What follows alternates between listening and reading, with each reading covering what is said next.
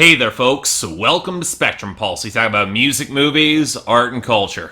And today we're finally going to be talking about the long-awaited new album from Usher called Hard to Love. You know, there are so many ways that I could start this review, so many obvious choices for a topic and preamble, the biggest being the storied history of one of my favorite R&B artists of the past decade, and how his ups and downs have translated to some fantastic singles, but some inconsistent albums, with the exception of Confessions, obviously. But I bet the fact that I would even consider Usher a favorite R&B artist of mine, when on the surface he's not really all that different than many of his peers, probably raises some eyebrows. Well, remember how I said a couple of reviews back that an artist with real charisma can make music that's powerful without needing to sound like a lot of work? Usher falls right into that lane, with easily one of the most expressive vocal ranges you'll hear in modern R&B, and the sort of poise and confidence that makes him damn near untouchable when he wants to be. And yet, as an artist, I really wish I liked a lot of his albums more, but that's what you get with a singles artist. A musician far more well known for songs than entire projects, with, of course, the big exception of Confessions. And I guess that's a larger part of the problem. As a record, Confessions did have a more unified theme and at least aimed for a little bit more insight, which meant that it set an expectation that Usher would deliver more in this vein, and he really hasn't.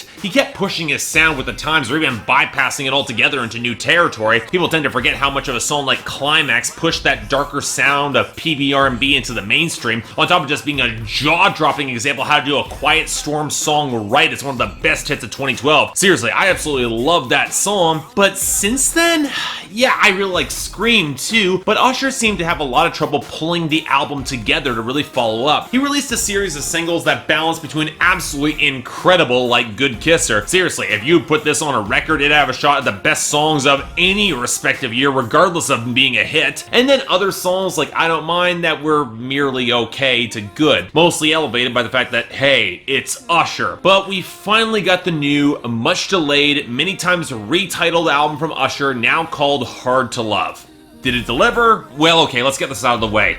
There's absolutely no good reason why Good Kisser isn't on this album, and that champions the by-the-numbers Latin-touched crossover that doesn't fit, and yet seems to end far too many modern R&B and hip-hop albums, that this is on the album instead. No reason for that. But moving that obvious flaw aside, look, it can be kind of tough to evaluate Usher albums because they're really a delivery mechanism for solid singles rather than conveying a direct theme. And frankly, the more I think about the implied themes of this album, the more that I kind of wish this album just kind of fell into that singles artist mold that you don't have to care about that sort of thing. But as a whole though, it's definitely good, but it's also one of the projects that should have been a lot better, should have been great, and it's kind of frustrating that it's not. I'm still going to recommend it, but man, should have been better. So let's get the obvious parts of this review out of the way. Yes, Usher remains one of the most naturally charismatic R&B singers in the mainstream over the past few decades. I'm going to keep on repeating that. With a huge range and expressiveness that's allowed him to get away with missteps that would have crippled so many other artists. When Usher is belting in his mid-range or dipping into his falsetto,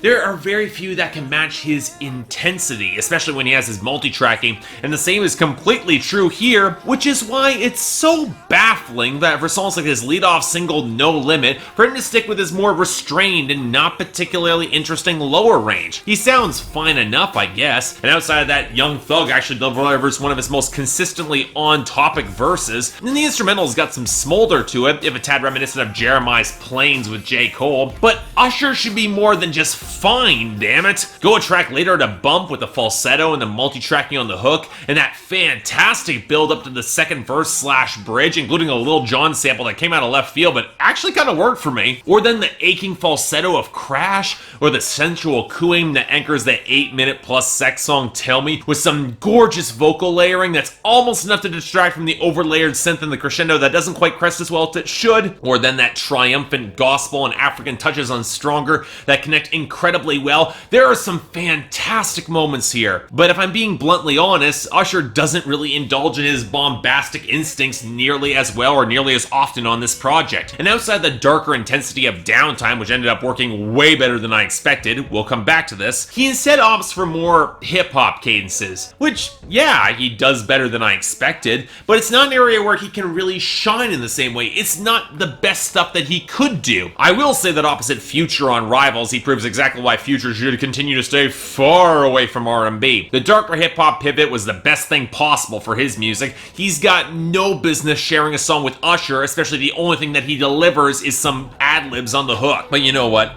I can't say I'm all that surprised that Future is here, and a lot of that has to do with the production. Following the more atmospheric style that was all over Looking For Myself, this is Usher's first definitive step towards more modern trap sounds, and, well, it's kind of mixed. Probably characterized best on Missin' You. It's got a great hook with some old school classy flair, especially in that bass line, but surrounded with this wonky synth and pitch-shifted vocals, and it's just not that good of a fit. It's not what I want to hear on an Usher song. Similar flourishes show up on Let Me. I don't mind trap snares around the swelling, smoky mix. He's always had some of that ATL sound, but it's definitely a track that would match its co-writer Party Next Door far better than would match Usher. Similar case for Metro Boomin on Make You a Believer. Usher, he can do that rougher, more commanding vibe to match the harsher synths, but is that what anyone wants out of him? Because it really doesn't fit to his strengths. And then there's the production that just feel kind of clunky, like the thin keys and popping beat and FWM, which in comparison with the well-balanced distant guitar and piano on the title track or the wiry snap of Crash just feels kind of underproduced and kind of underwhelming, not as atmospheric as it should be. Really, what this record highlights is when Usher sticks with an older style of R&B or gets a little bit more experimental, namely in the pianos or bass lines that call back to the 90s, like on the opener Need You. It's a much more natural fit for his voice, especially as it can favor a more defined melody in the mix, especially coming off some of these pianos, which really sound quite good. But of course,